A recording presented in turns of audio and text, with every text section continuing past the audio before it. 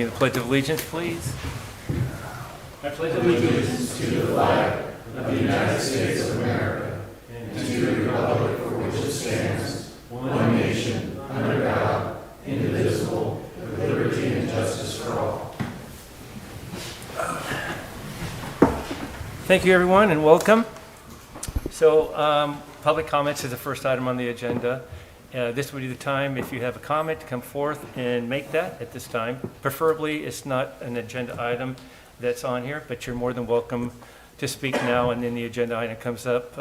We'd rather you can't speak at both times. So, for instance, we have an on our pump station. If you want to speak to that now, that's fine, but you can't come back and speak up at that agenda item. I hope that's clear. But anyone's willing to speak, I do have a list. That doesn't mean that you're limited because you're not on the list. So the first item, first person is Christina Moffitt. She signed in. Christina, just come up. Good evening. Just give us your name and the city you reside, please. Ken, you have 3 minutes, and I'll be the timekeeper, and I'll indicate 1 minute left. Okay. You can't hear us? Okay? Can you hear now?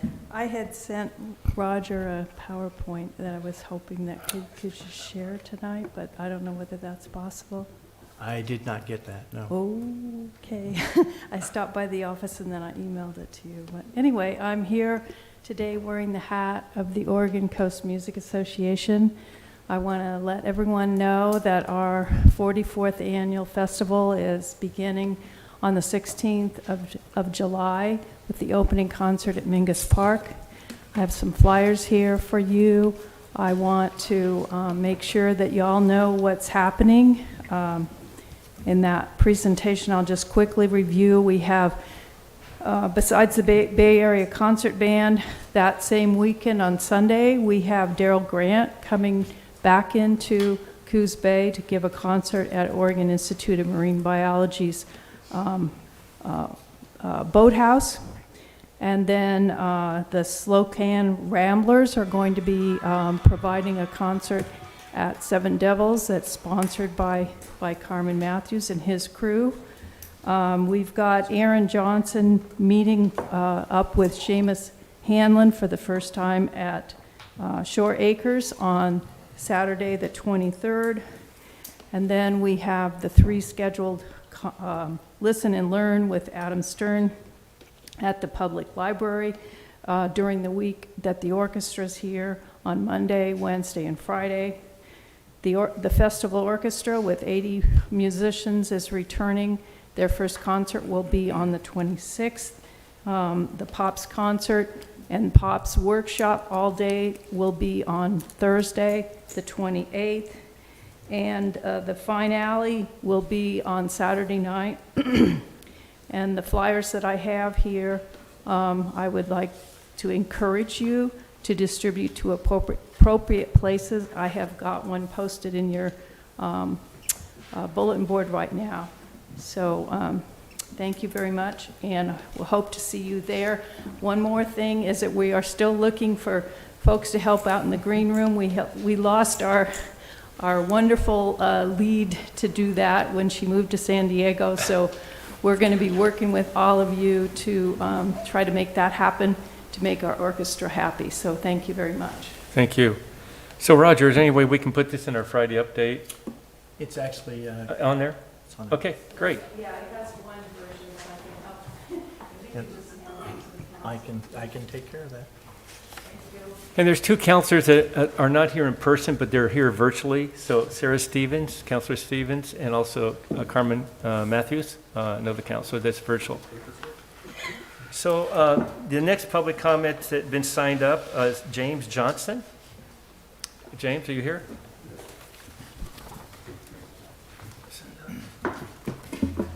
Hello, folks. My name is James Johnson. I live on 1276 E Street. I live about 3 blocks right above Crack House. Okay.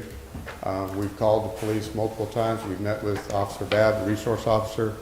We understand his hands are pretty tied, but we do have a house down there that there's a lot of traffic going in and out. There is a motorhome that is parked on the side of the road now for about a week that has been going in and out of their driveway These people are they chased my wife on a motorcycle.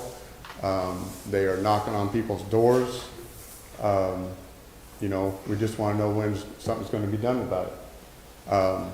If you all don't know about this, there's also somebody is from Salem and Portland is bringing people down, homeless people down to Captain's Cabin across from Cascade Farm and Supply. Okay, they've been dropping them off for every week for some time. Curious why this council would allow that to happen. Why they're coming. I work in a lumber yard. I had customers coming in, buying windows, buying doors. Customer came in today, had to run out in his shorts because the guy's kicking in his door and alarm's going off. Okay? Why is this happening? I pay $1,000 a month for my mortgage, and a third of that is going for taxes. I've got chunk holes in my road. I don't care about that now. I used to care.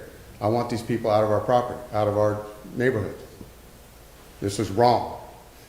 If you guys don't understand, we can take them to your neighborhoods and you can see what it's like. You got them outside here, outside your building right now, but they are coming up into our yards, into our houses and breaking in, and we can't do anything about it. If I do something about it, I'm going to go to jail. They won't. 1 minute. So I'll take 5 if I have to, because I want to understand. I would like to hear somebody's answer on this. How come they're being allowed to come into this city from Portland and Salem?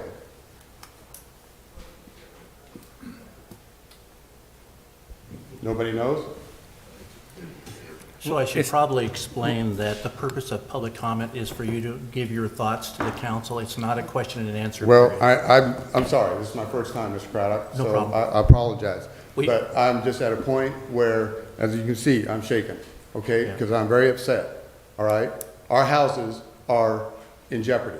Our families are in jeopardy, okay? They decriminalize these drugs. A little 2-year-old boy yesterday knocked on his neighbor's door, all right? His parents were dead in their house, overdose of fentanyl, okay? This happened just the other day. In town? Yes. So, how are we going to keep this from happening?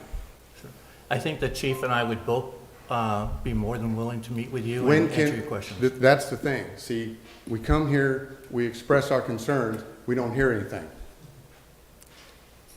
Quite frankly, I that's the just first want to time I've heard know of you. I just want to know who's allowing these people to be dropped off here from Salem and Portland.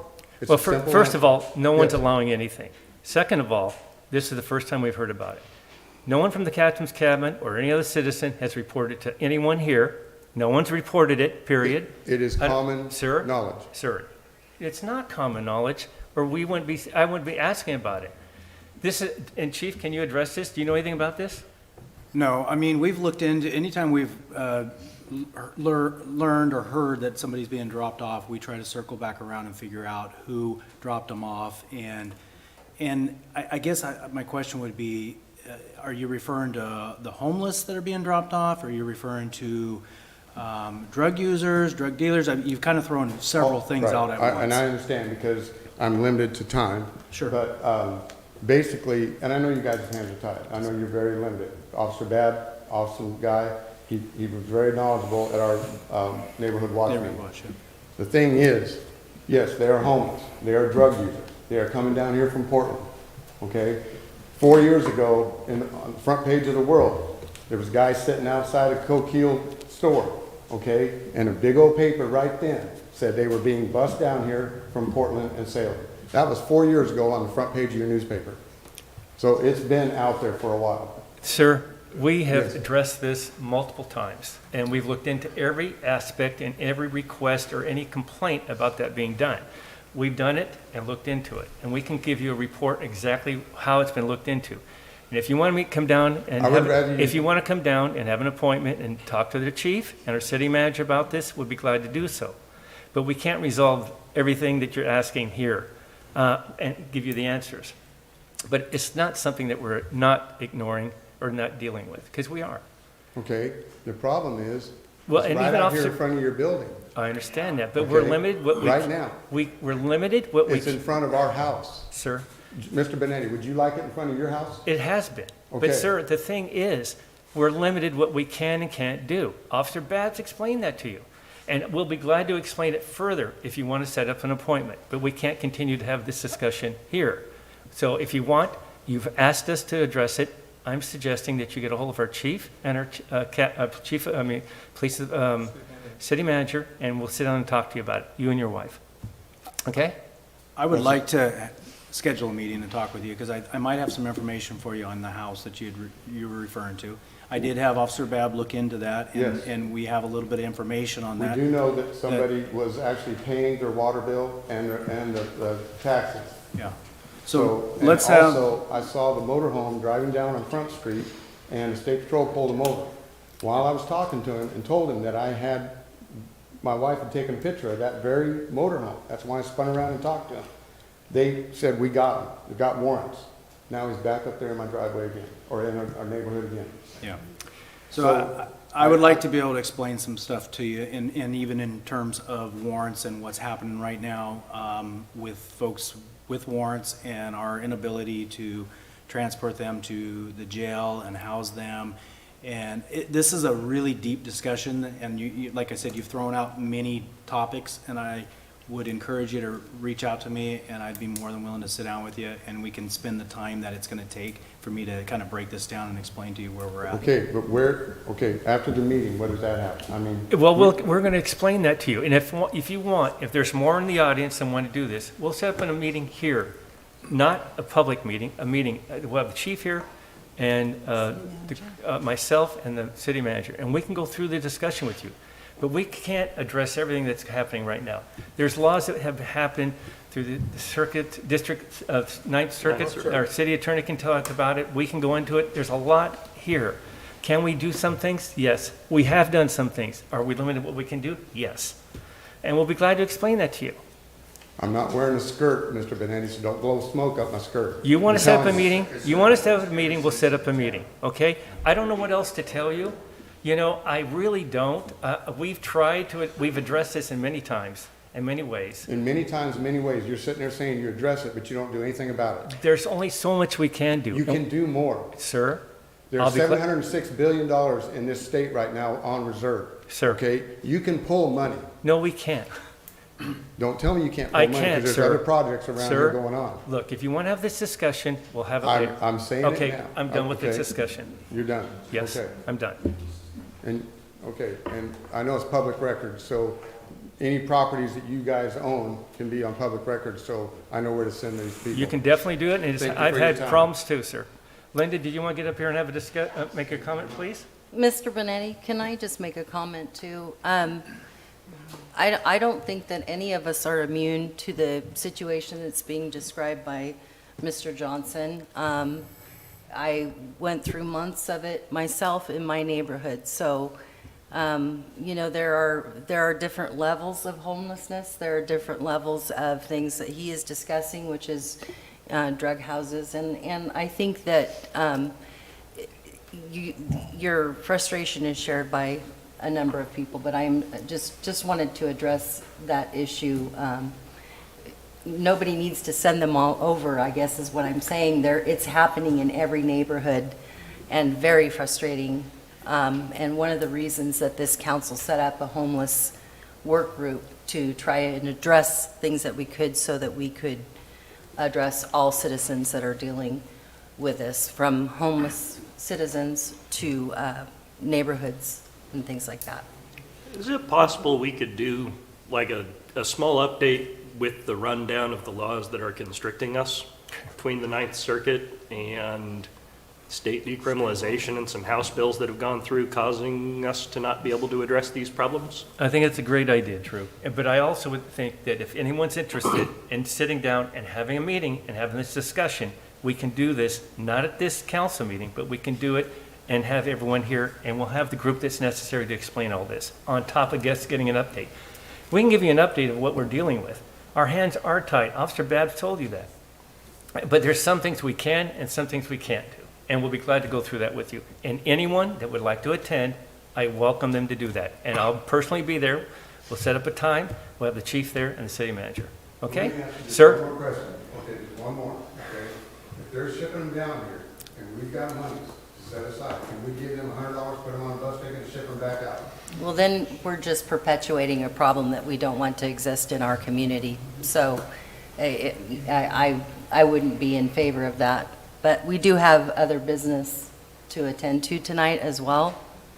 So, and other people that would like to speak on Linda? public comments. And I'm going to limit you to 3 minutes, okay? Thank I you. won't even take that long. I'm Linda Johnson. Obviously, I live in Eastside. I attended the Coos County meeting this morning. I will say this is much more well-attended. I'm not really sure why. It's hard to get citizens fired up until it's affecting them directly, which is very disappointing. I understand your hands are tied. I understand mostly why. But if we have the backbone of the city council, there's things, I don't even know where to start.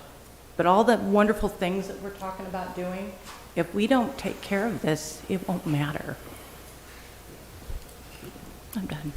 I understand. Anyone else like to make a comment on this issue or something else? Yes, Rob?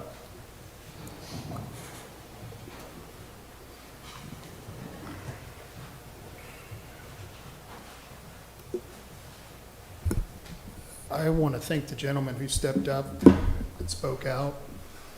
It's hard to get people to get to these meetings. Even people who are affected, you've been affected, we all been affected by this. I'm part of the Coos County Neighborhood Watch. The leader of the group is here. And I've spent time sitting at the 7-Eleven. I've spent time sitting at different businesses.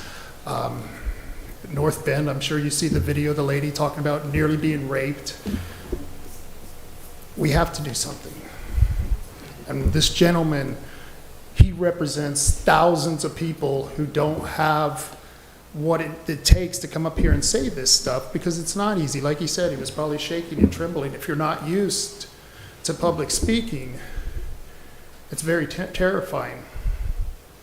And so I definitely want you to have this meeting, and I would definitely attend, because I've got a vested interest in this city. And I think there are things we can do on a political level together. And I'll give you a good example of that. You know, the U.S. Fish and Wildlife Service was going to take 5,000 acres of the most pristine agricultural land in abandoned marsh. 5,000 acres from the mouth of the ocean all the way up to the 4-mile mark. They were going to take it all and remove all remnants of man. It was the biggest wetland restoration project on the entire West Coast. Abandoned with the help of surrounding cities, such as the people who were on the council at the time here, and our commissioners, and finally representatives pulled in, we were able to stop that. Made national news. I don't know if you remember that. I was headlong into that fight. Would have destroyed Bandon, would have destroyed Myrtle Point. But the point is we got something done because we pulled together, recognized the problem, and directed our efforts. I hope we can do the same in this situation. All right, thank you. Any other comments on this topic? All right, I'm going to close the public hearing. So first of all, I want to say that this council, since 2016, since I came back on this council, has addressed this issue. We started the homeless committee that Stephanie and Ruth both sit on, and they've worked, and it was supposed to be 6 months, and now we're into 6 years, because it never ends. And we know it's a problem, and we all have a vested interest in this city, and we always want the betterment for it. Is it frustrating? Absolutely it's frustrating. You think it's frustrating for you? I can't tell you how frustrating it is for this council and staff that we are only able to do so much. I mean, you think we can just resolve this easily. It doesn't happen that way. Rob's absolutely correct. It's going to take a movement to make this happen. But even then, we got laws that are restricting us what we can and cannot do. I wish we could make it better. We've done things, and we'd like to do more, and we want to continue to do more. We have people like Officer Babs that we put in this position, and if we can, we will. But we can't break the law, and we're limited to what we can do. Can we try to make a difference up in Salem? We can, but even Salem is limited in what they can do. So I'm willing to have a meeting. I'm willing to have this discussion. I'm willing to try to find out a way to resolve this. And if you guys got an idea, we're up for it. But like I said, we've had this homeless committee that's got a different variety of all people from the county. We just got $1 million grant for the county to try to address the homeless problem. So it's not something that we're not doing. We're trying to do things. And I hope you understand. Is it frustrating to you? Absolutely. Is it frustrating to me? We walk down the street. I walk every day. And I walk down the streets and I see what's going on, and it's frustrating. Yes, there are people on 5th Street, and we'll deal with it. And the police are frustrated. It's an issue that we're all dealing with, not just here, in all the states on the Ninth Circuit Court. So it's what we got to deal with. But we are invested in this community. If we weren't, this council would not be sitting here, volunteering our time to do this and try to make this a better area. And I apologize if we can't resolve all these problems, but we can try and get together and maybe explain it. So I look forward to meeting you in a meeting and discussing it, okay? All right. The next item is our consent calendar. Council, how would you like to proceed? I'll move to approve the consent calendar as presented. Second. It's been moved and seconded to approve the consent calendar as submitted. I just want to make one comment. I want to thank, in fact, we talked about Officer Babs, our street reserve person for our homeless group. Advanced Health came up and gave us a grant for $36,000, was it? 67. $67,000 for a vehicle. So we want to thank, I want to personally thank them for that. Okay, any other comments? Hearing none, we'll call for the question. All in favor say aye. Aye. Any opposed? Hearing none, it passes. Okay, discussion regarding the council flag policy. Some of you might have an interest in making a comment on this. This would be the time to do that. We are going to address, we can start with our discussion, but I would like to have public comment if there is any on this. Mr. Mayor, I think Yes. Roger wanted to say Yes, something. Roger. You might want to have Nate give his report first and then Okay. comments. So let's do that then. If everyone's all right with that, we'll give the city attorney, give a report, and then if there's some comments that want to follow, that'd be great. Okay, Well, Nate? Yeah, back in September of 2021, the council adopted a council flag policy. Now, that policy was designed to allow the city of Coos Bay to express its governmental speech. Under the Constitution, the government entities such as the city of Coos Bay has a right to speech, just as individuals do. And the intent behind the flag policy was to allow the city to express its sentiments, the city through the council. Obviously, not everyone might agree with what the council does. There's always someone who doesn't agree. I understand that. And that led to the flying of the pride flag in June of this year. Since then, or actually in about the same time, we had the decision in, I've got it right here, I think it's Skeckel versus City of Boston, where a somewhat similar program was established by the City of Boston, and they had flown like 243 separate flags. The city had never really objected to any flag being flown. And then someone had requested that the Christian flag be flown. And the city rejected that finding or believing that it violated the First Amendment Establishment Clause respecting the establishment of religion.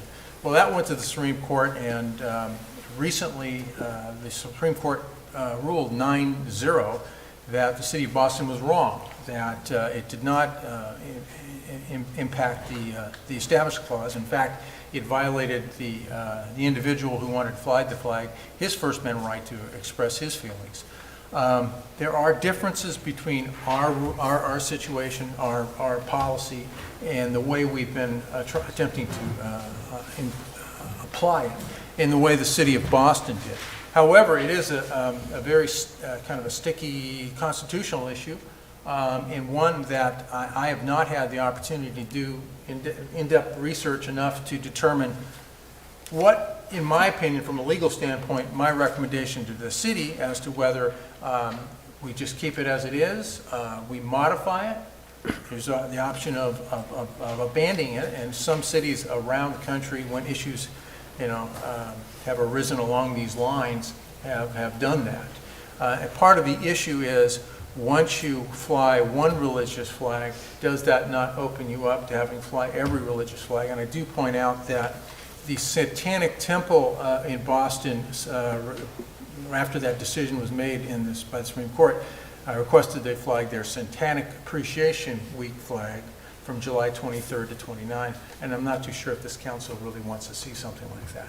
So I need to do some more research. My recommendation would be that we put a moratorium on the flag policy for the time being till I can complete my research and give you my opinions, and then you can make a decision from there.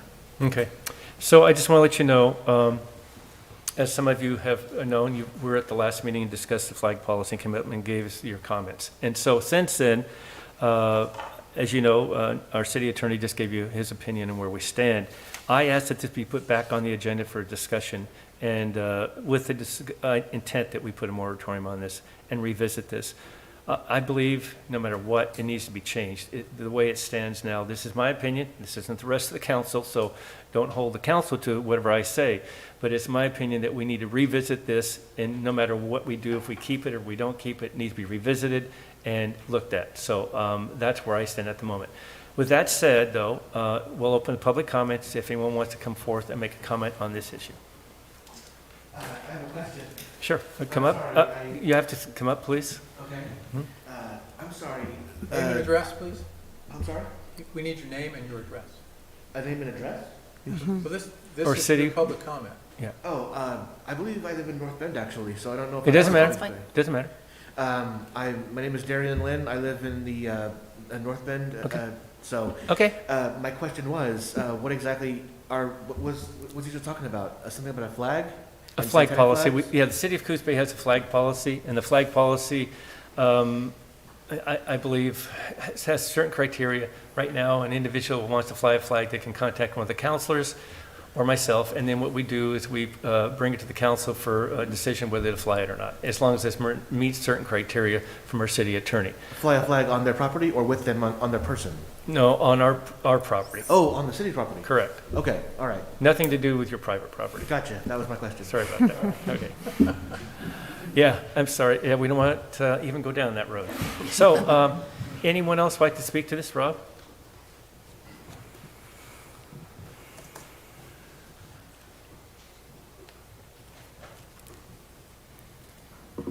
It's odd, I haven't been to a city council meeting in my own town in probably about 6 months, and yet I've been here, twice now in a month? So, the flag policy, let's look at that, let's take it a little bit back further to an inclusionary resolution that you passed. Remember where you claimed that there was systemic racism in the system, but yet nothing was changed in the system because nothing was racist, and none of the policies or procedures were changed. But yet we had this inclusionary resolution, and it sounded like a great idea because we all want to be included. Remember when you were a little kid, you always wanted to be included with the cool kids. You always want to be included with whatever's happening in your community. And your inclusionary policy kind of makes it non-inclusionary, because then when you get to the flag policy, what you're saying with your policy is that only you guys have the right to express yourself and to decide what to put on the flagpole. And then you put a very controversial flag, which I personally have no problem with. In fact, I support the flying of it as long as all the flags get to fly. And yet, there were a lot of people who supported the pride flag who came here and were opposed to the Gadsden flag and the Christian flag, and then simultaneously called us fascist, when yet we were the ones saying, let all the flags fly. So there's a lot of things that are a little weird when you talk about inclusionary. It doesn't seem very inclusive. And there's a lot of things when people call you a fascist because you're not tolerant, but yet you are tolerant because you're trying to include everyone, and it's the other side who's saying you're not inclusive because of that intolerance. So I'm just recommending that this is not about the flag policy. This is about all policies. Think about what you're doing with the flag policy, and if you did that with the justice policy or a health policy or a housing policy, only you guys get to decide, and only people who fly certain flags would get to qualify for those policies. That's what's wrong with the flag policy, is that it starts eliminating people, and so your inclusionary resolution isn't no longer inclusionary. And the extent of that was reflected in remarks that you made, Drew, that I thought were very poorly put. You called people who supported the Gadsden flag as the boils on the backside of society. That's not quite accurate. You go listen to the recording.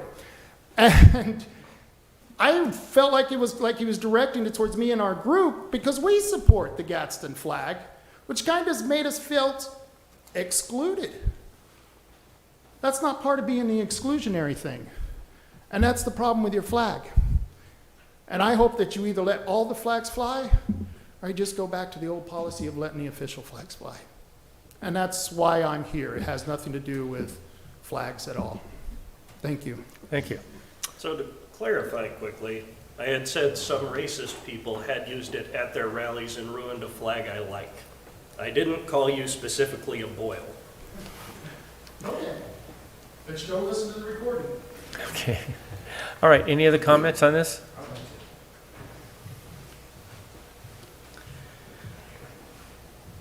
My name is Jody Hoffman, and I live on Fossil Point, and I would like one of you to sponsor my flag and have it be included. I'm very happy that the attorney has informed you that the Supreme Court has ruled in favor 9-0. It wasn't even a question. And so I challenge one of you to sponsor my flag. Also, I'm a caregiver, 24-hour caregiver for our paralyzed Marines, and many Marines have fought and died under the Don't Tread on Me flag. And I'd appreciate one of you to sponsor that as well. Thank you. Thank you. Any other comments on this topic? Okay, we'll close public comments on this. So, I'll just start out again. I asked this to be put on the agenda for reconsideration. I think there's some issues with the policy that we have at this time, the way it is. And I think it needs to be changed or eliminated. And I'm not sure where the council wants to go with that, but I think a 90-day moratorium, and then let's do an analysis of this, have Nate come back with some data and information. And because the way it stands, I just think there's some problems with it. So anyway, that's my opinion. I'm not sure how the rest of you feel. I'm entirely supportive of that. So based on the information that Nate brought forth, I think it would be the wisest decision. Anyone else? I'm in support of the moratorium, and I'm also in support of the public that has come out and challenged whatever their personal view is. And I appreciate that folks have, like Rob, who has, as a member of the media, is out there to make sure that we are operating in the confines of what we are set out here to do. And so I appreciate all of the comments that have been made on this thus far, and would support a moratorium. I do appreciate the comments. I think that not everything that was said this evening was accurate from Mr. Taylor in terms of not Drew's comment, but the work that we did with the ordinance that we passed. We actually did do some DEI work with the staff, and so perhaps, Roger, you could give an update to Mr. Taylor, the rest of the audience, and those listening, that that wasn't just to pass a resolution for no reason. We did make changes as a result of it. We can certainly put something together. Thank you. Okay, any other counselors want to weigh in on this before we take action or not? This is partly my doing, so I'll move that we approve a 90-day moratorium on the council flag policy to allow the city attorney to further analyze recent related court cases and to provide the council legal advice and options. Second? It's been moved and seconded by Rob. Anyone else? One comment? Sarah, Carmen, anyone else? I concur. I'm fine with the moratorium. Okay. All right. Hearing no further discussion on this by the council, I'll call for the question. All in favor say aye. Aye. Any opposed? Any opposed? Hearing none, it passes. All right. Thank you. Thank you for your comments, everyone. All right. Public hearing to consider the transportation. Let me get there.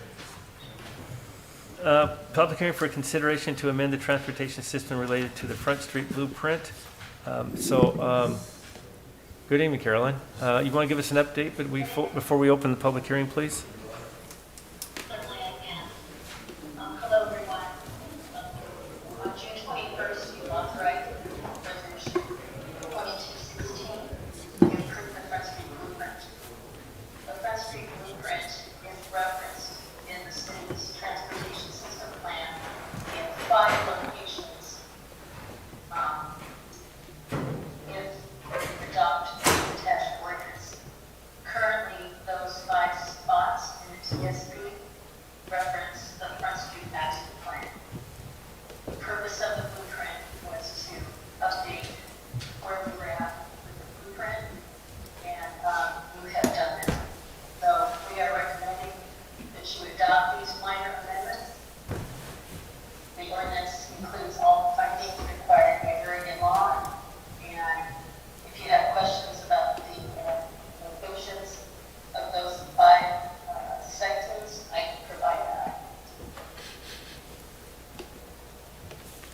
Anyone? Questions before we open the public hearing about the Front Street?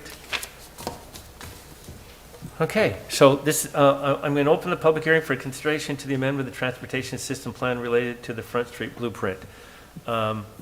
We've been interested in redoing Front Street and revitalizing it, and this is one of the steps that we're taking to do that for your information. And so I'm pleased that we've gotten to this point, and I look forward to the development and issues that we get to resolve on Front Street and make it a better spot for the citizens and the businesses there. In fact, we've already seen some of the movement, so it's great. So anyone would like to make a public comment about this, please come forth and give us your name and where you reside. No public comment? Okay, I'll close the public hearing, and with that being the case, how would the council like to proceed on this agenda item? I'll make a motion to enact an ordinance adopting minor amendments to the Coos Bay Transportation System Plan. Second. It's been moved and seconded to adopt an ordinance changing the transportation plan, Coos Bay Transportation Plan. Anyone else? Okay, I'll call for the question. All in favor say aye. Oh, sorry. Roll call. Roll call. Melissa, see, good thing. Nope, sorry. Melissa's going to do a roll call. An ordinance amending the 2020 Transportation System Plan, TSP, related to the adoption of Resolution 22-16, authorizing the Front Street Blueprint. Counselor DeNovo? Aye. Counselor Aye. Farmer? Counselor Kilmer? Aye. Counselor Matthews? Aye. Counselor Miles? Aye. Counselor Stevens? Aye. Mayor Benetti? Aye. Ordinance number 558 has been duly enacted. Thank you, Melissa. Okay, the next item on the agenda is consideration to accept a contract for library services. Sammy? There you are. Thank you.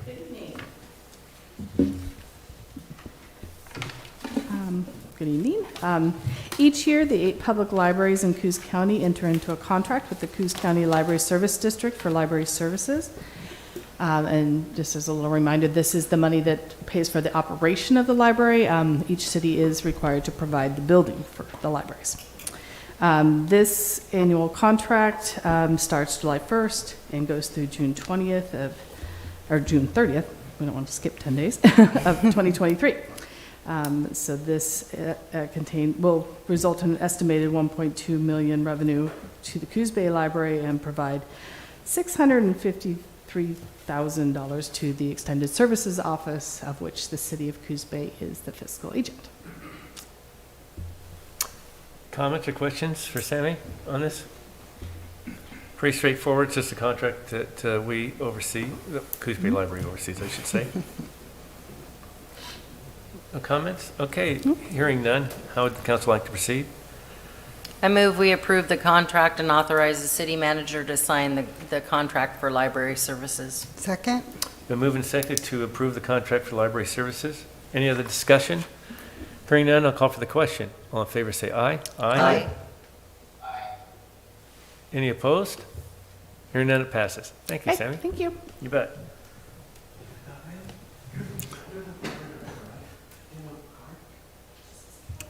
Okay, next item is consideration to award Pump Station 6 construction management services to Dyer Partnership. Jennifer, I see you on your way up here, so.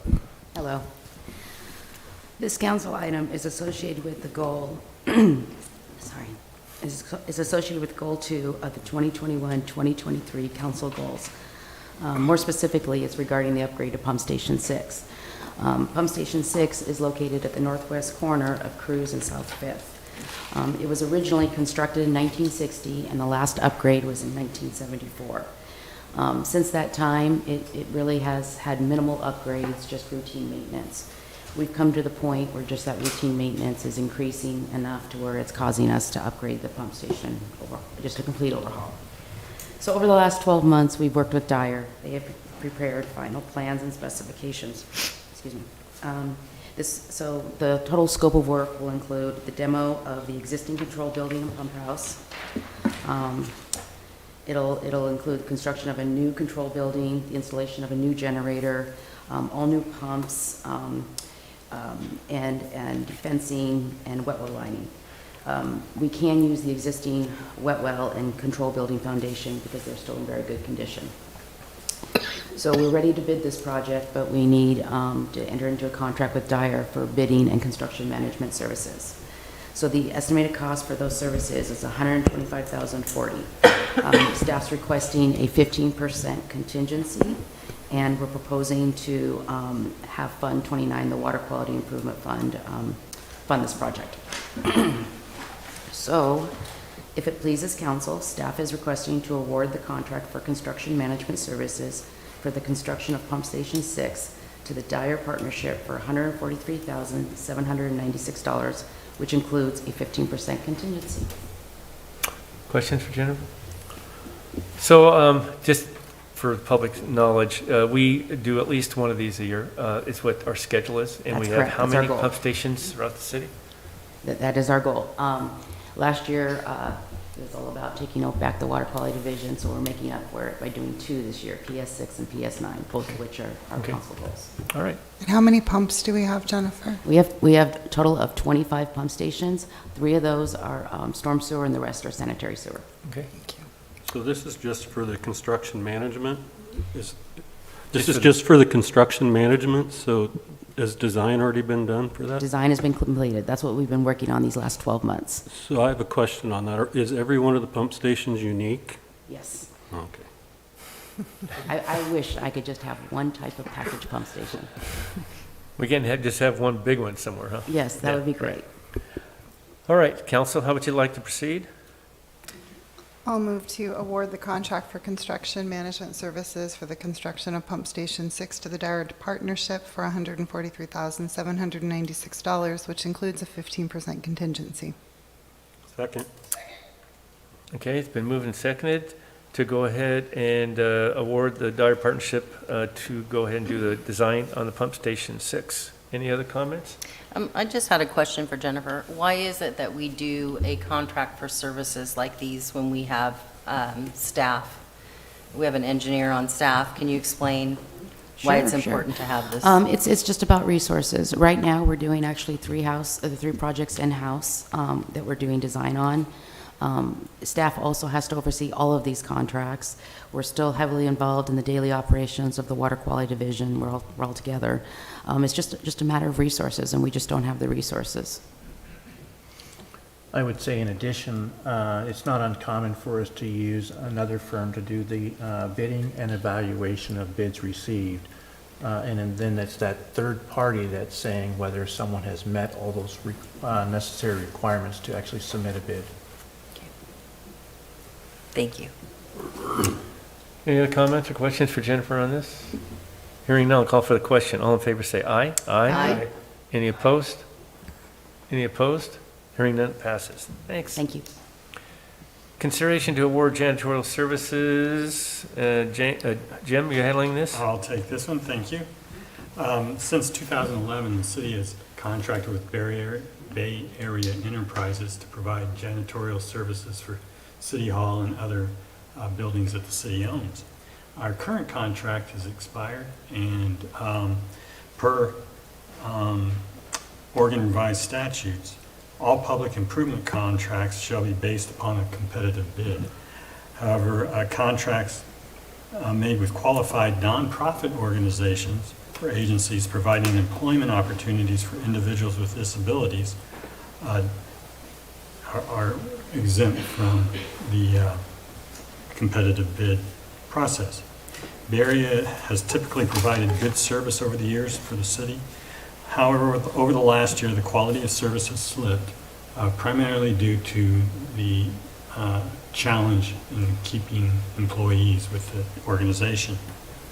Over the last 2 months, Bay Area Enterprise Management has worked with staff to improve their services and have certainly done so. The term of the proposed contract is for 4 years with the option to extend it another year, and in 2 years to take a look at a price hike based on increases in labor costs or material costs. The annual cost for the expiring permit was $112,521.09 per year. The current, or the new proposed contract has an annual cost of $140,792.44, which is reflective of labor costs and material costs. If it pleases the council, staff is recommending that you consider award of the 4-year contract for janitorial services to Bay Area Enterprises. So Jim, just for clarification, I know the cost will be $140,792, which is up considerably from $112, but I also know there was a negotiation on this. So now this fee will be set for the 4 years. There will be no more increases. There could be in 2 years. Of how much? That will be depending on what labor costs, how much they've increased, and material costs. So that'd be something we would negotiate in 2 years. Okay, so, and Drew's here, and I know Drew's been in this position, so. Say it wasn't me this time. Huh? I know it wasn't you, but you might be able to do some clarification. So Yeah. how is it determined, or how are we going to see an audit that shows an increase in materials, or are we just saying they're going to come back to us? When a bid is submitted for a Oregon Forward contractor contract, there's a workbook that the state prescribes. So in that workbook, it attributes what an item will cost to procure, and then the longevity of the item. So even when it comes down to vacuums, they're amortized over the predictable course of a vacuum's life. The individual items, rags, I mean, they're not going to, well, actually rags do go in the laundry, but like paper towels. And I can also tell you, just because I might have given my successor some crap about this, the state came back to them and told them they were underbilling, so that's part of why it went up so much, and probably part of why there ended up being so much negotiation is they actually got some push to up their price, which was ironic, because they always, that is usually not their approach. So, and on the labor, Roger? I think the labor, the city itself experiences changes in labor cost, whether it be wages or benefits. And there are some things outside the control of most employers, and generally that's going to be health insurance and other related costs. So we anticipate that there will be changes even for us, and we expect that to be the same. If we were to limit them and hold them to the point where they couldn't do an increase over 4 years, we would probably have to pay more up front than what the service actually costs. So this is probably the best way to go through this and then negotiate any potential changes in 2 years. So my next question, since Drew opened has another question for me, the state got involved and told them that they weren't charging enough and they'd have to up their costs. So is the state subsidizing them? They're not, although it's not uncommon for the state to do that. It wasn't all that long ago, and when I say all that long ago, or I say back in the day, that dates me, but there was a period of time when the state told us as a city, we're not charging our customers, our rate users for wastewater utilities enough, and therefore they would not help us with low interest loans or even consider any grants. So there's times where the state will jump in and try and right-size charging. I could have clarified part of it too. Every contract that comes out of an OFC goes through the state. So there are no contracts that are with a public entity that have not gone through, his name's actually Darvin Pierce at the state. So they all go through him. Okay, so I mean, but are we put in the same, group as an area up in Portland where, the cost up there are substantially more than they are here?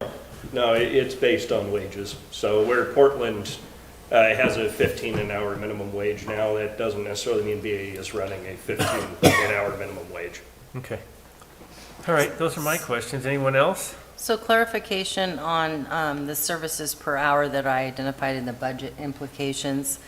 That isn't per person, that is based, I would imagine, when you're doing a large job like the city hall or even the library, that you may have more than one person that is working at a time. So that 38 $26 an hour, $38.26 an hour would be for probably more than one person.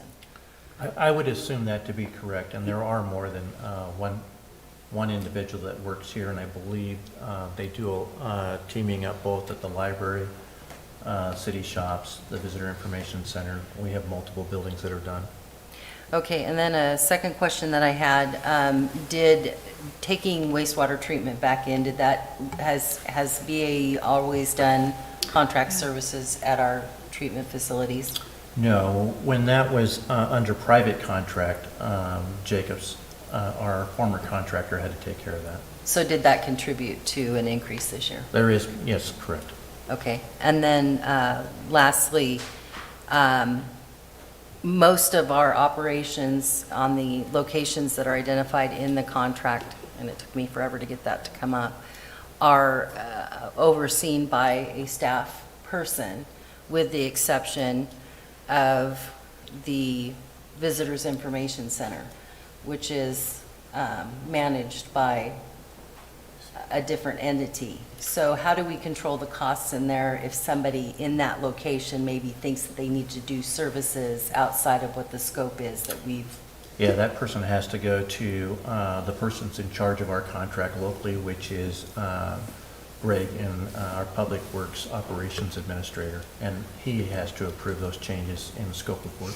Okay, so there is, it's not just a carte blanche if they're in there to say, hey, we want you to take this on too.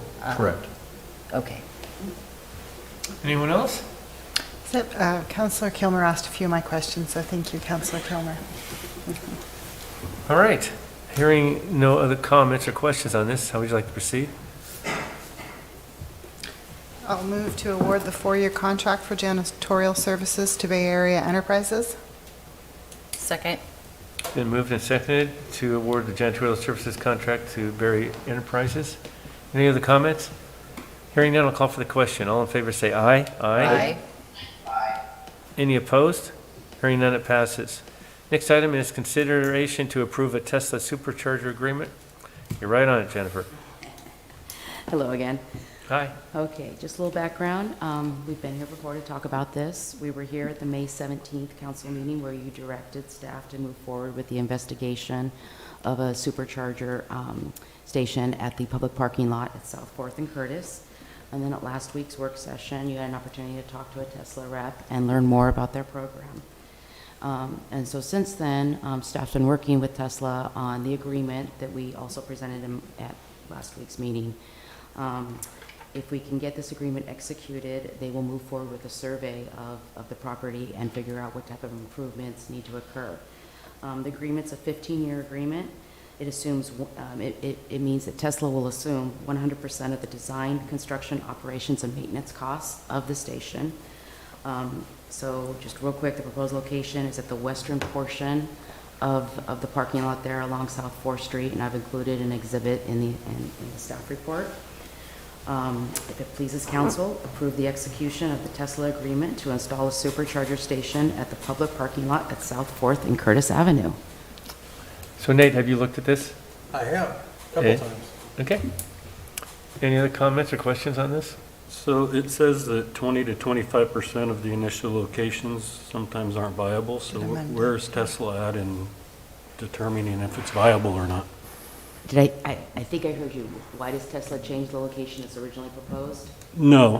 Where are they at in whether it's viable or not? That's the spot that they've chosen. They aren't anywhere. It costs money to do the survey, and they're not going to move forward until they have an agreement from city.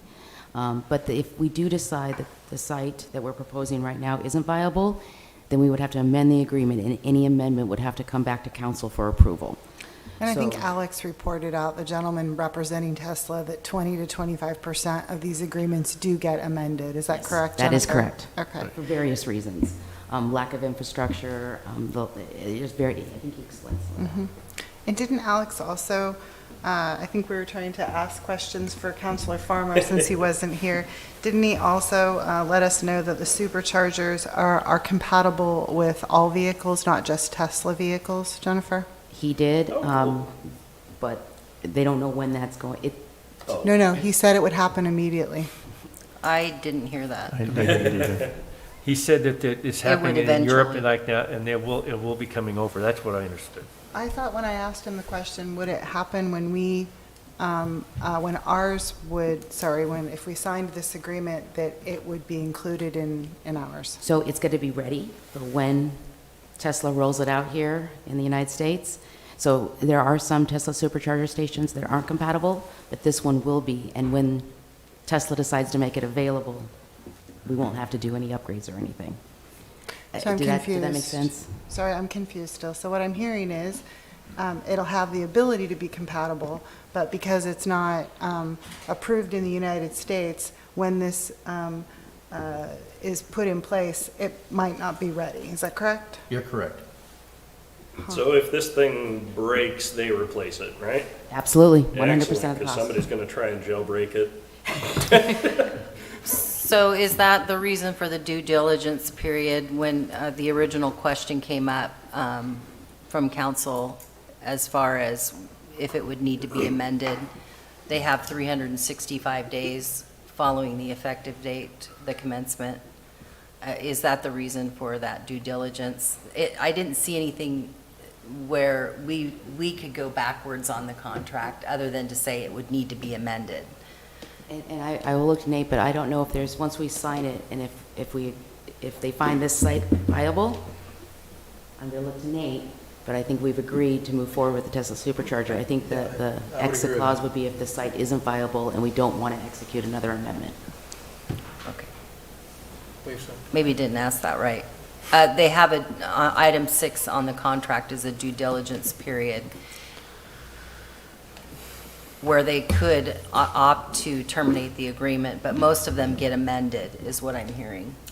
I believe you're correct. And their right to terminate it is if they can't find the site viable and the council chooses not to amend. All right, perfect.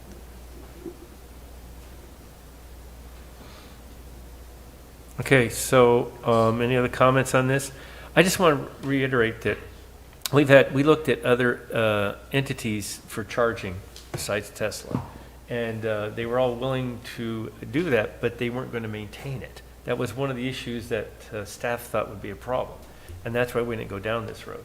And that's why we wanted Tesla, because Tesla will be maintaining it and operating it, and we, the city, will not have to be involved in that, and there won't be cost or staff time involved. And that's a big plus in my mind. And I'm also glad that once things start moving forward, that they'll be allowed all EV cars to be charged. At least this will be compatible to do that once it's available to us. So.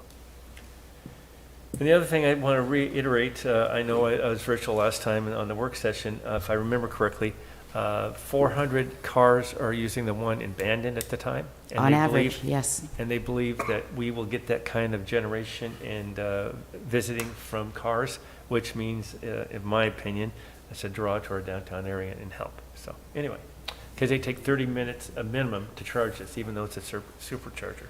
So during that 30 minutes, I hope these 400 plus people are, well, hopefully there's more than one person in the car, so maybe 800 or 1,000 will be walking around town enjoying our area.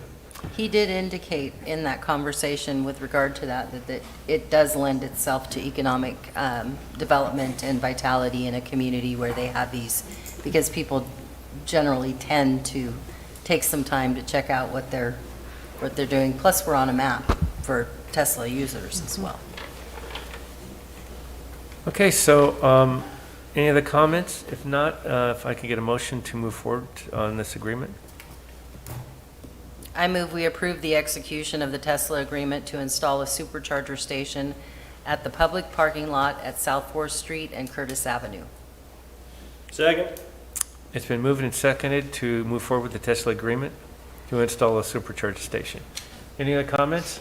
I just want to thank Councilor Stevens. I think Councilor Stevens was the one who brought the Tesla to us to consider, and I think we did some research and then they contacted us. So many thanks to Councilor Stevens for encouraging us to reach out to Tesla. Okay, any other comments? Hearing none, I'll call for the question. All in favor say aye. Aye. Any opposed? Hearing none, it passes. Thank you. Consideration to approve an intergovernmental agreement, coordinated office on homelessness. I just want to reiterate, this is one of the items that we're doing to help with the homeless problem. One of many, I should say, is, let's see, Roger, you're going to be handling this? I am.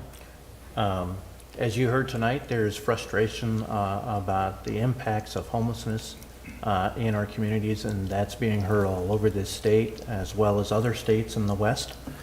One of the things that was being worked on earlier this year in the legislature was House Bill 4123.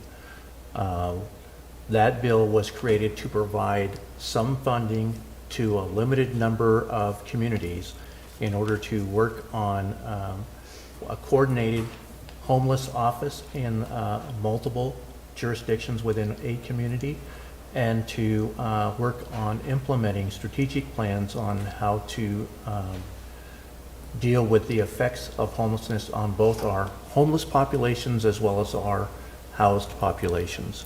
The cities of Coos Bay, North Bend, and Coos County jointly applied to be one of those pilot areas, and we were, along with less than a dozen of other communities across the state, were chosen to be one of the pilot projects. One of the requirements of that was to enter into an intergovernmental agreement between the parties, and again, in this case, Coos Bay, North Bend, and the county, to work together on a coordinated homeless office, and then to work on what will be 3 separate, but probably very similar, strategies. The county will be the physical agent, and they've already signed their agreement with the state, and together with the county, North Bend, and Coos Bay, our respective attorneys worked on an intergovernmental agreement to set forth a framework that's in compliance with House Bill 4123. And that's what's here before you. I can share with you that both the City Council of North Bend has approved and signed off on the agreement, and today the Coos County Commissioners approved and signed off on the agreement. The county's already received 1/2 of the $1 million, which is sitting in trust right now, waiting for this to put together. In addition to asking for your permission to sign this agreement on your behalf, the council will need to appoint 2 members. And that could be 2 elected officials, 1 elected official, 1 appointed official, or 2 appointed officials to sit on an advisory committee for that coordinated office. With that, I'm open to answer any questions. Any questions for Roger on this? Do we need to make the decision of who those representatives are this evening, Roger? Yep. It would be advisable, if I could make a suggestion, not to throw anyone under the bus, but it'd probably be wise to have, you have 2 members that are co-chairs of the homeless work group, and obviously I would be willing, or Nicole would be willing to also sit on that group with an elected official. I think it'd be beneficial to have one of the appointed members a staff member, since we'll be working with our collective staff as we work through this process. I think it's an excellent suggestion. So Drew, Stephanie, either one? I'm up for it. Either one. Can we have both? You certainly could. Plus Nicole? So I would, we can only appoint 2. Of course, we could always go to meetings. so Perhaps we should maybe look at it as having an alternate. So I would be happy to sit in an alternate position if Drew's unable to attend. Sounds good. okay, so we can do that, and then Nicole would be the other appointee. Is everyone amenable to that? Council? Yes. Okay. Okay, so if that's the case, let's, we need to approve the agreement, or have the city manager, if I can get a motion for him to sign the agreement on behalf of the city. I move we approve and authorize the city manager to sign the agreement on behalf of the city of Coos Bay for the Coordinated Office on Homelessness. In addition, appoint Nicole Rutherford and Drew Farmer as our representatives to serve on that homeless advisory board. And Stephanie Kilmer to be the Alternate. An alternate. Second?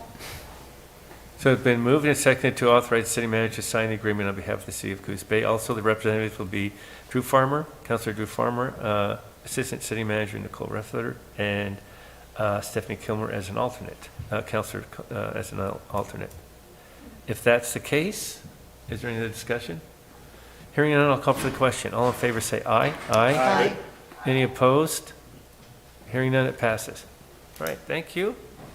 Okay, so. Wait, I have a comment. Huh? I have a comment, Mr. Mayor. Yeah. I just wanted to thank the staff for all the work they did to get this $1 million grant to work on the issue of homelessness.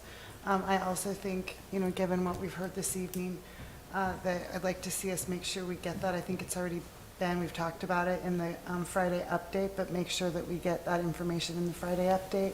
And anything we can get out on Facebook as well, so that people know that we really do care about the topic, as the mayor and as Councilor Kilmer have talked about earlier this evening, so that they know that there is a real focused effort on trying to address this situation. And just to follow up, I did make a comment about having a public meeting, a meeting. I'm not sure, Nate, what's the criteria if it needs to be addressed as a public meeting. We're not going to make a decision, but I want to make sure that we are able to have a group get together if the citizens want to. I prefer to have it be in the evening because probably they would have trouble or difficulty coming, during work. So if we could do that, and I said, and hopefully let's get a date that I can make sure I can attend also. Okay. Just avoid a quorum.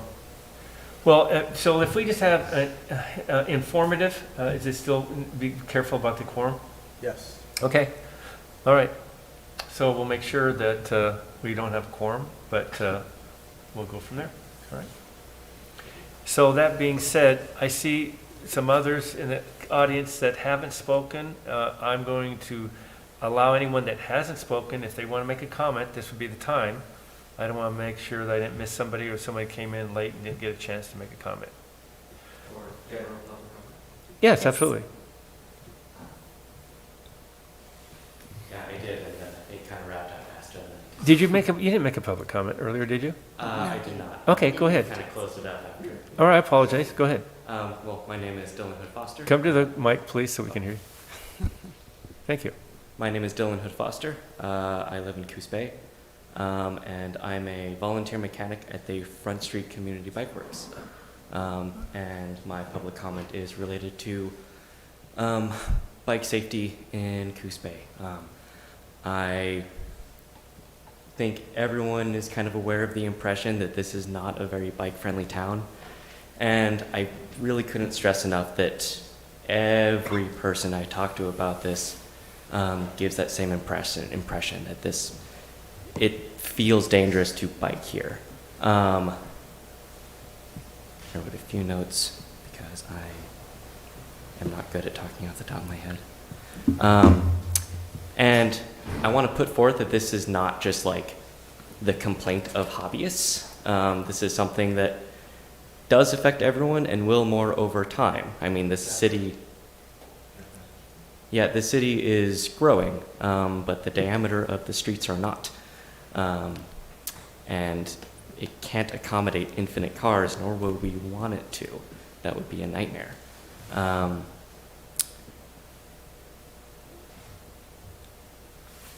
So I guess I want to put it in the minds of council while I have the time that reducing the threshold of resources and stress required to get across town, if people can use something cheap like a bicycle and feel safe doing it, there are dividends to that and costs if we don't.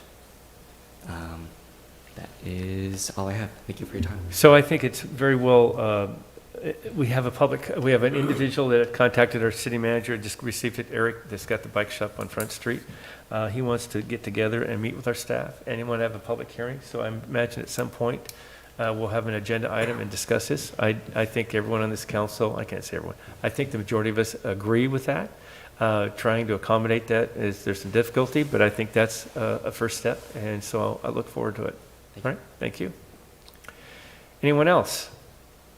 Okay, Mr. Hearing Mayor, that? can I ask Roger a question? Sorry, I have lots of okay, I'm going questions to for close the public Roger. hearing, though. Okay. I just, in relation to that, Roger, I remember us having a conversation a couple of years ago about bicycle paths, and it's my understanding that when we are redoing streets, that would be the appropriate time to make in consideration of a bicycle path. Is that correct? That's correct. And it also, it really does depend on when you change it and if there is ample width to change it. Generally, if you have to change your road prism, you're generally going to have to acquire additional property, but it's extremely expensive to redo your roads just to add bicycle lanes, and it far exceeds the council's capacity financially to do such. So, but there are examples of us putting paths in when we've done road improvements, correct? Ocean Boulevard is a great example. Okay. So maybe, that's the discussion that we can start having. How, maybe not all the roads, but at least a road like that would go Ocean Boulevard, since a large part of it, does it go all the way out to our city limits? It doesn't. But is there can we get all the way out to the Y, or maybe look at parts that maybe we can make sure there's a connection, and maybe do parts, you know what I'm saying? I think I remember as I came on the councilor, there was another couple of councilors that are no longer on the council, but so a former councilor said you really have to have a plan of action for this. You can't, because you don't want stuff to start, stop, start, stop, start, stop. That doesn't create exactly what you're talking about, a safe environment to bicycle if all of a sudden it stops. So it really needs to be part of a plan to do that. And maybe that needs to be something we talk about as we're doing our goal setting. Well, it should be, but I think you have two individuals for sure, and Eric wants to have an agenda item, discuss it, and I think that can come up there. Maybe he has an opinion about it. But I agree that I don't think all streets can, we're going to be able to do this, because the cost would be prohibitive and we just couldn't get there. But there's a large stretch that might get you from one part of town to the other, and since Ocean Boulevard, in my opinion, has a lot of it, is there a way to finish that off and continue on? And so just some things that I think that we need to talk about. See, I think it is finished, but I wasn't a big fan So it of goes what all the they way did out to on the Y? that anyway. The bike path goes all the way out to The bike path doesn't go all the way to the Y. There's a section of two-lane road, and depending on future developments, that could change. Right. But another example is South Empire Boulevard, and that, to give you an idea, that was over a $6 million project. Right. So I'm just saying, is there a way to, maybe try to connect all those in some fashion and, connect those dots? I don't know, but it's a thought that I think that we need to think about. It's been brought more than once. Okay, thank you for your comments. All right, anyone else before we go to the city manager's report? Roger, you're up. Thank you, and I'm going to ask Assistant City Manager to put up a PowerPoint for me. PowerPoint. We get a PowerPoint? Yes, I'm still technology challenged, so I always ask for an assist here.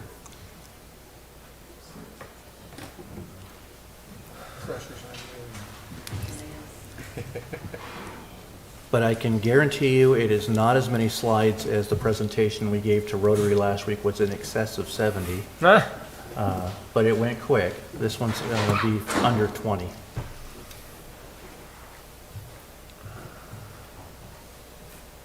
There we go. So if we can go to that first slide.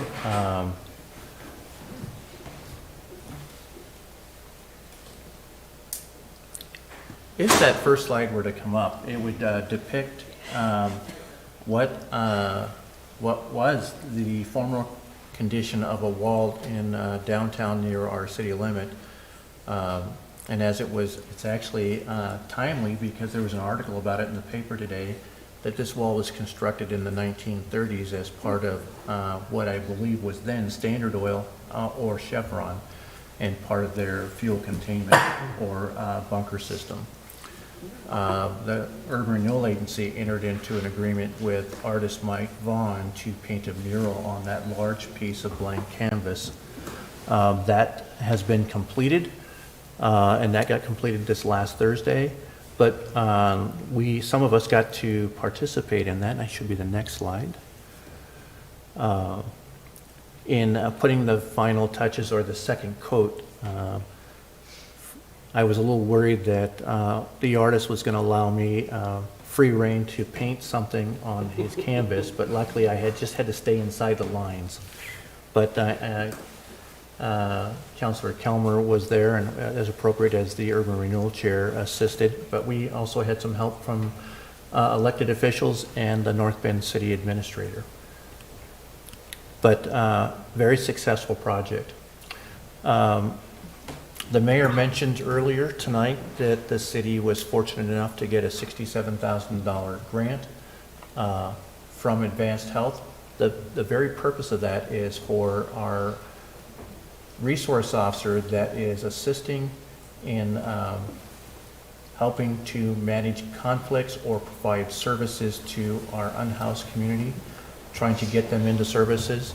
The purpose of the funds is to purchase a vehicle, but not just any vehicle, police vehicle, but a pickup truck that one can be used to transport goods or remove a unlawful camp, transport a person to services, or sometimes maybe to the jail if that is appropriate.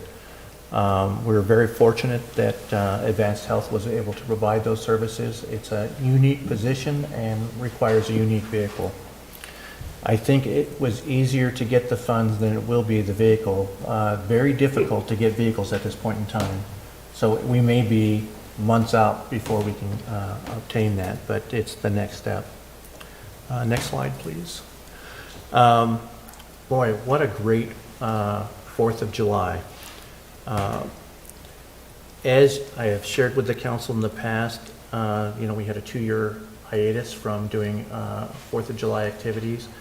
And during that period, many things changed. The group that had put on 4th of July in the park was, in essence, really not together anymore. And it was a scramble. How are we going to provide that? Who's going to organize it? We did approach the Coos Bay Downtown Association. They are willing to entertain taking that on, but they just didn't have the time to organize it for this year. And fortunate for us that our one group that puts on a lot of programs, the library, was willing to take up the torch for this year and stand in the stead and hopefully provide information to the Coos Bay Downtown Association on how maybe that could go forward. And so I'd like to thank our library director for all the work you did, you and your staff, in organizing this year's event. It went off without a hitch. And I think we have some pictures here for you of some of the events, the flag raising by the Boy Scouts. And always the best part is always the firecracker run by the young people. And there was actually, I think someone had to be in the 2 years old age. Not sure it was all that much running by that young girl, but and then there are some other events here. Let's see. Generally, the most popular. Everybody likes the firemen, but they even like them more when they can help them catch a fish. And I think there's another one to show you how many people were standing around that. And then our police department was there. You can see them in this slide, and I believe in the background on this next slide, you can see their booth back there. There were a tremendous amount of people. My hat's off to our public works department. Their staff prepared the park for this event, spent a lot of time making it ready. And then we had a large number of staff from the police department, the fire department, the library, as well as Public Works on hand yesterday.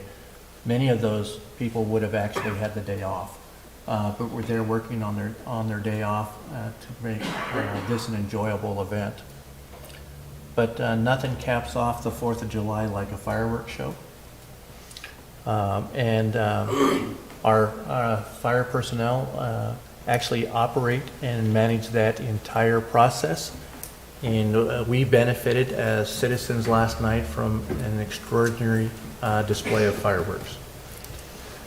The next picture may not actually be a picture of our fireworks, but I did find it on the Adventure Coast. I thought about maybe some really nice photos that I saw with the North Bend Bridge behind it, but I don't believe those were ours, so. But again, my hat's off to our staff that collectively put a lot of hours in to make it an enjoyable effort. Just a little over a year ago, actually I think a year ago tomorrow, the city took over operations of Water Quality Division. And that was, of course, to operate 2 treatment plants, over 90 miles of pipe in the ground, 26 pump stations, or 25, maybe I heard earlier.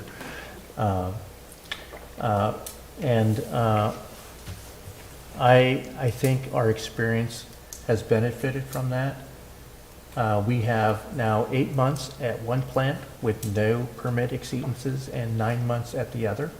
So just after a very short period of shakedown crews to get things running right, the plants are doing a phenomenal job. And when I say the plants, I really mean it's the personnel. And our staff that are managing that correctly. That was not the case before that. So I want to thank the council for your faith in staff to move that forward, and thousands of hours to pre-planning to take over, and then those hours afterwards to get everything running right is paying off. And paying off for our environment. And I think that's the key part. So I know that we're going to have a little celebration tomorrow down at Plant 1 with our staff, and to congratulate them for a job well done. Next slide. We've been talking about 2 additional parking lots, one near Old City Hall and one on Front Street. And I'm happy to tell you that we're currently out to bid. I think you can hit the next button there. The bid date, due date is next week for the Central and Third parking lot.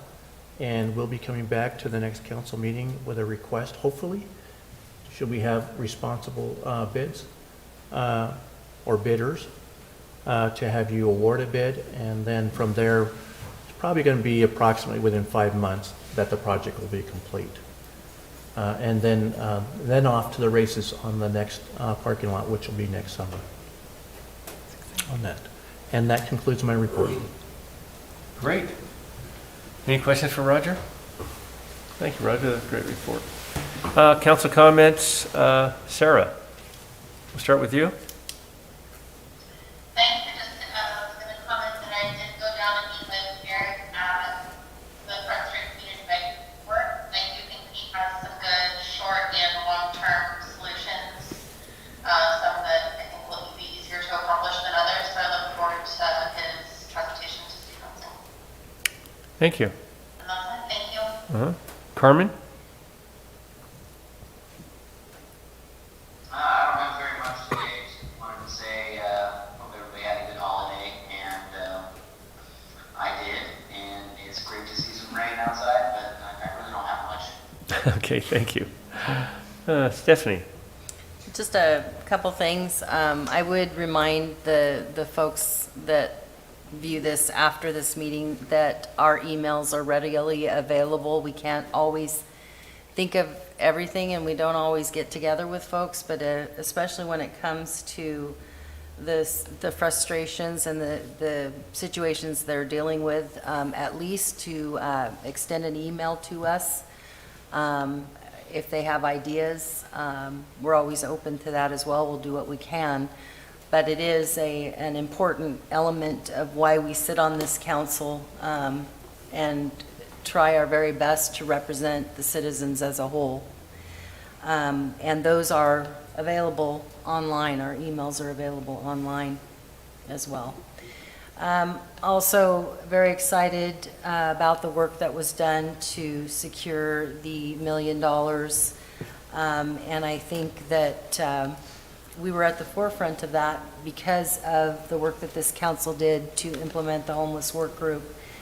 That group is very interested, and it represents all segments, not just service providers, but citizens, neighborhood watch groups, and those people as well. So it's nice to see this going to the next level. And I was very excited to be able to be down here for the presentation of the check for the vehicle for Officer Babb, our community resource officer. It is a tremendous amount of work that he does in our community to address homelessness and get folks to services and coordinating with organizations that provide services to the unhoused.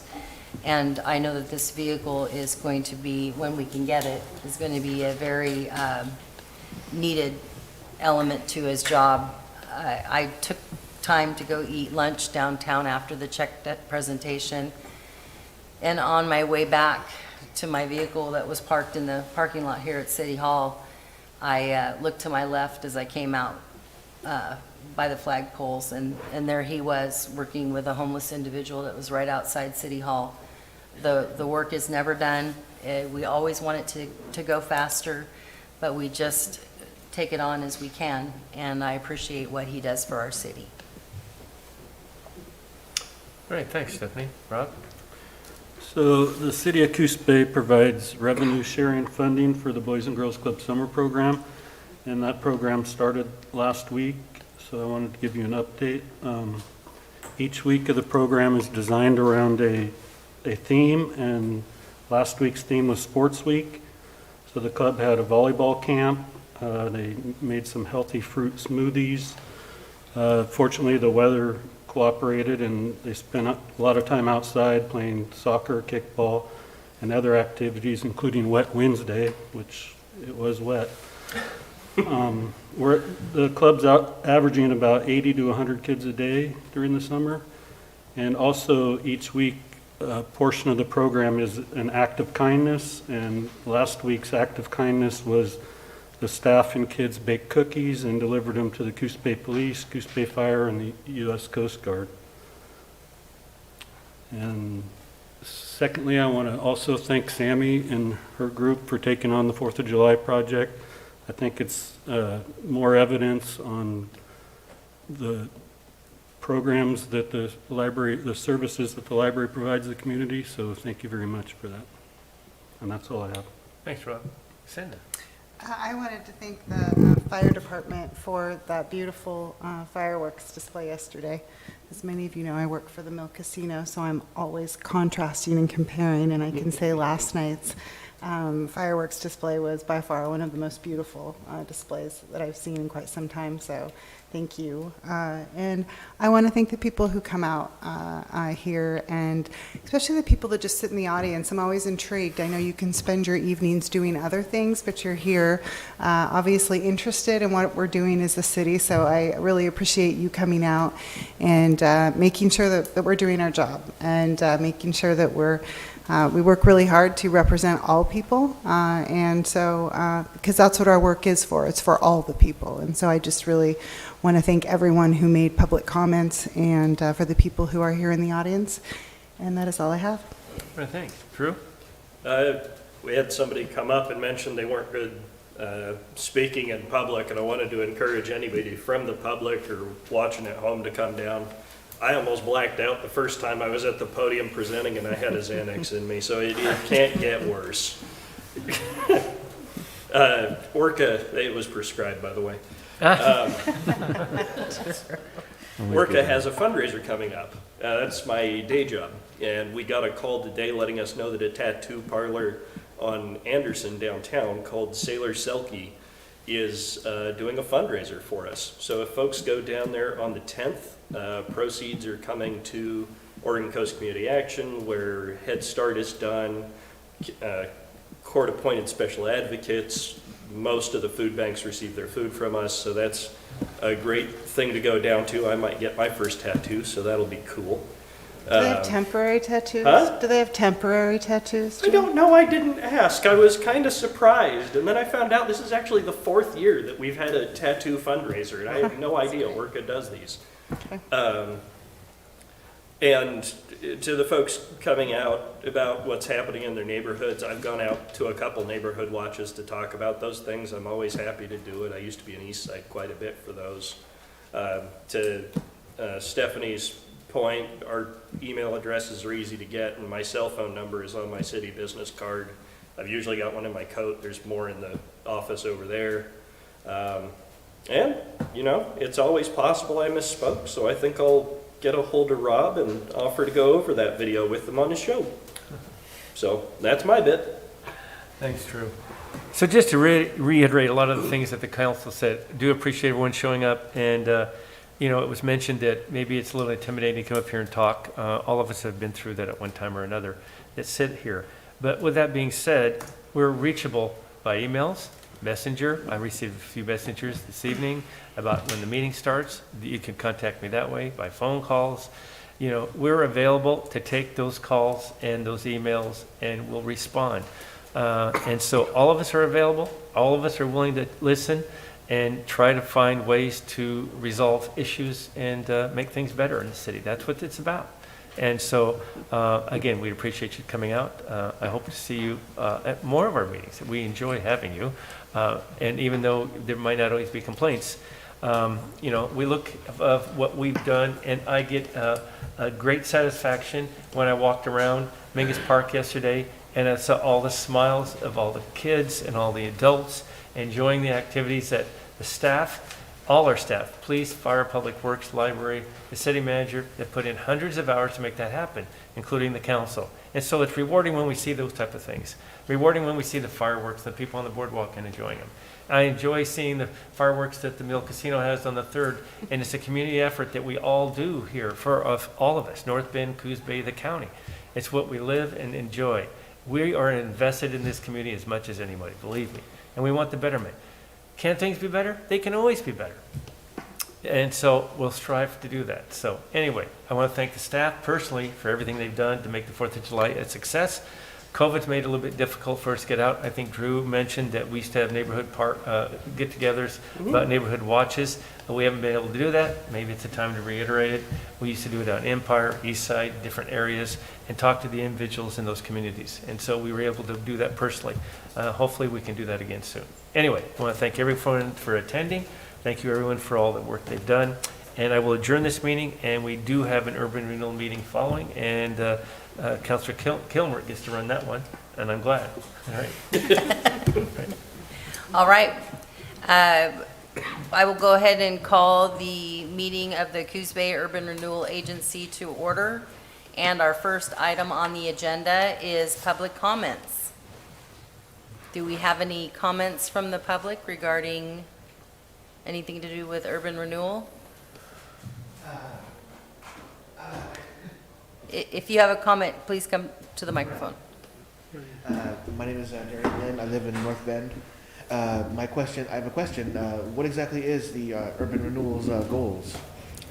That's probably something I can discuss with you after a meeting, but probably not appropriate for a public comment. This is the time for you to give your comments about a specific topic to the agency. Got it. Okay, sorry. No problem. No problem. They are on the Appreciate you website, coming. though. Yeah. And do you have access to the internet? Are you able to? Okay, if you're familiar with our website, a lot of that is included. Pardon me? Yeah, Roger will connect you with that. And a lot of that information is included on there, from city services to the Urban Renewal Agency. Any other comments from the public? Then we will move on to our first item, which is, oh, why did that do that there? Consideration of award of a construction contract for Empire Fire Station parking lot and Ed Lund Park fencing. And Jim, are you taking this? I've got this one. Okay.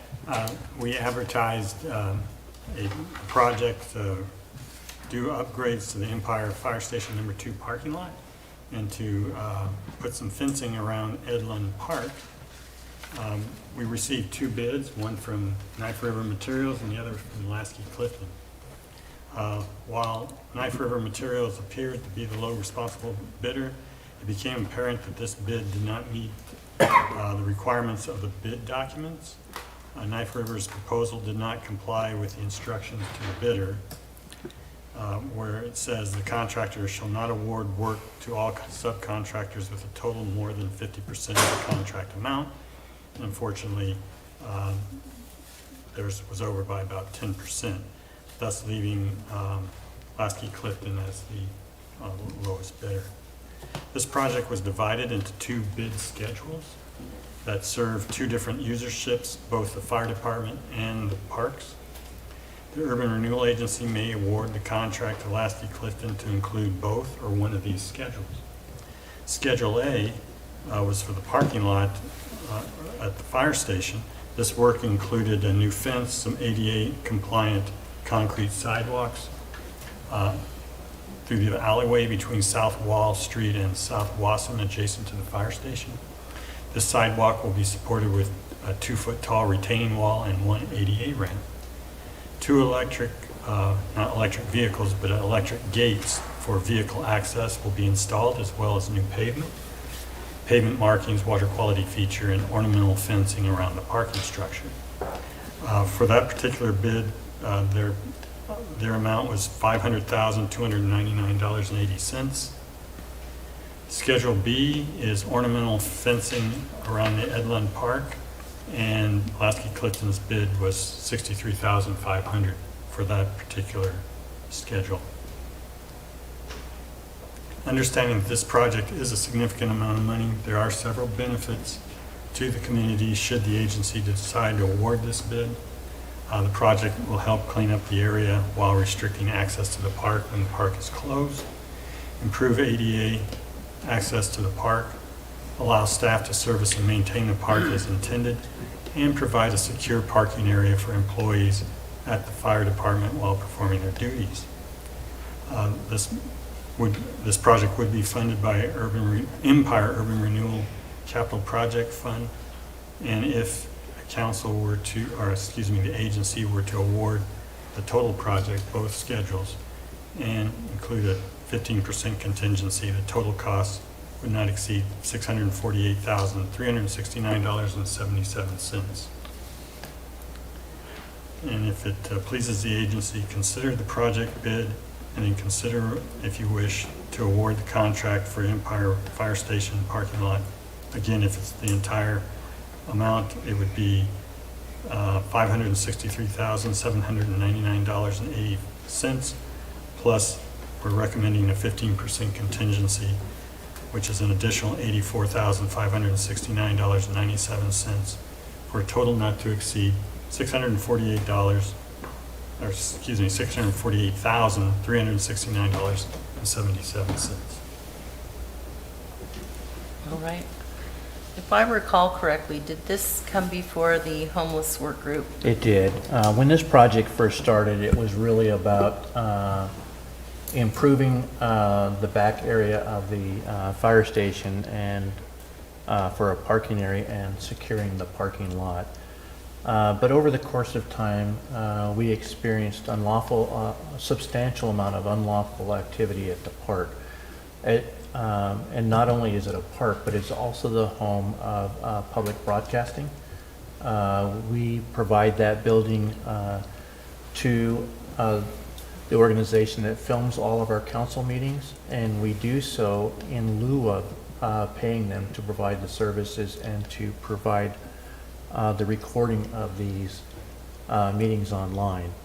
Unfortunately, because of the condition of the park, it made it very unattractive and difficult for the park users, as well as those employees and volunteers that work for PEG.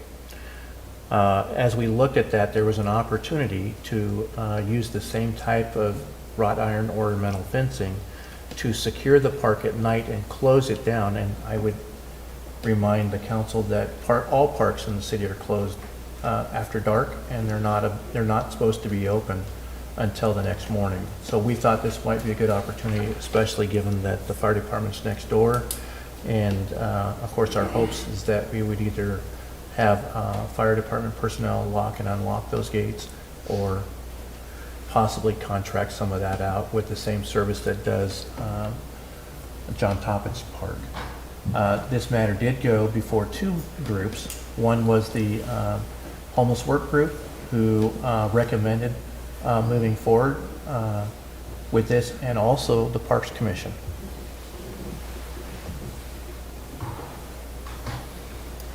Are there any comments or questions regarding this matter? So how does asphalting the parking lot help with the homeless situation? That part of the project is not about the homeless situation, other than the fact that we are having problems maintaining security for those employees that were out on calls for service. And I would be the first to tell you that doesn't mean that those that perpetrated crimes were homeless. That is something I believe is generally thought of by the community. Unfortunately, that may be a different group. We have many unhoused members of our community that aren't involved in crimes. But we do have a large amount of people that are addicted to illegal substances that are constantly perpetrating crimes in an effort to feed their habits. So I understand how fencing could help that, but how does asphalting the parking lot help that? One, it was to improve that condition of that parking lot and to control that wearing surface. Well, I know the fencing around Edland Park is very much needed. Carmen and I saw that firsthand. We were out there to do an episode on Mike Lehman's television show that he has, and it is a mess out there, and it needs to be fixed. Are we putting money into that, maintaining that parking lot as a gravel lot? There is some work that goes into maintaining that. In addition, when we undertook the project and provided land as an incentive for housing to a local developer, the idea would be that we would put a walkway to that park, not only for those residents, but the residents coming off of Michigan. Because of that topography there, that will require us to put in an ADA ramp, so make sure it's accessible. Roger, what's the water quality feature that is outlined in this project? The bioswale. Okay. So that means all rain that falls on that will actually be maintained to the site and not go into our stormwater system. By the way, that is a requirement that we're doing with almost all developments now. Yeah, no, that makes perfect sense. It's a lot of money. So, but I mean, if the homeless group recommended it, and we need to get it done, $648,000 coming out of the Empire URA. I know that that's coming, we're getting to a place where we're going to be end of life with that. And so I just want to make sure that we're spending our, money at the highest and best use. So Stephanie and Drew, I think comment on the homeless group's recommendation. Yeah, I think their recommendation was more for securing the Edland Park than it was for paving and fencing the lot. But I think Roger did explain how improving that lot would be beneficial to the housing that went in that area. But I can imagine, I have actually commented, because I live at the south end at the very end of South Wasson, how I would not really like to be a resident or an employee having to park my car in that first block. It is notorious for a lot of activity, and one of the homeless work group members is an administrator with the Star of Hope, and we did lose some of those services out there because of the activity that was taking place in that block. Okay, thank you. So I think definitely securing that lot for our employees is important. And this will probably be connected to another matter coming in the future, and that is from Star of Hope, who is working with our staff to figure out how do we control the activity behind their building, which is an alleyway that's used just by them. And so that may be coming to you as well. They're supposedly coming back with a plan which may include fencing off or putting gates up on both ends of that alleyway, and may also include vacating it.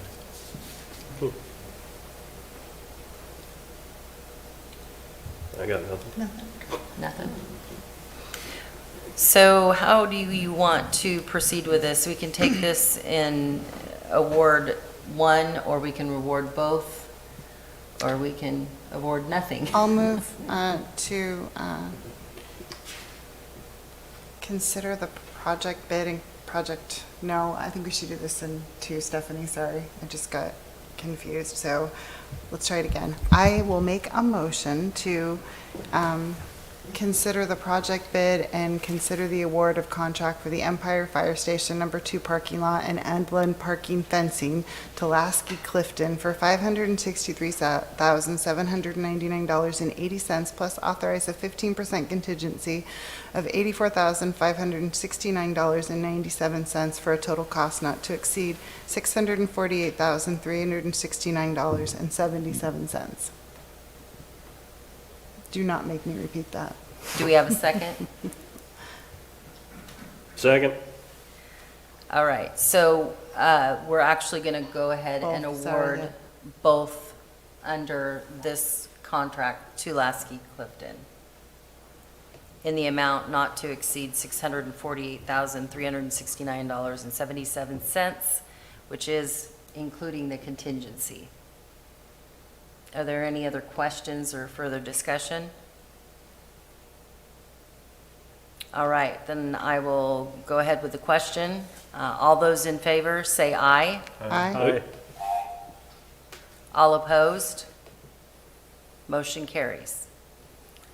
And that is the last order of business that we have for the Urban Renewal Agency. I have a comment. Oh, go ahead. So like I said, this is, much needed for Edmund Park.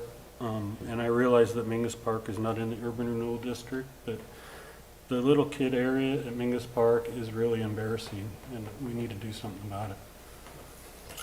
Agreed, and I think that is currently on the table as the Parks Master Plan is being discussed, and we've had discussions on staff how we need to break up the capital improvement needs, and that I think is, in my mind, the easiest one to go after and seek grant funding to improve.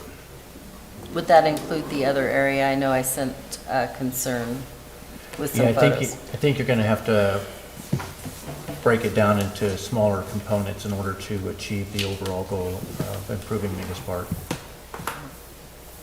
All right, then we are adjourned unless there's any other comments.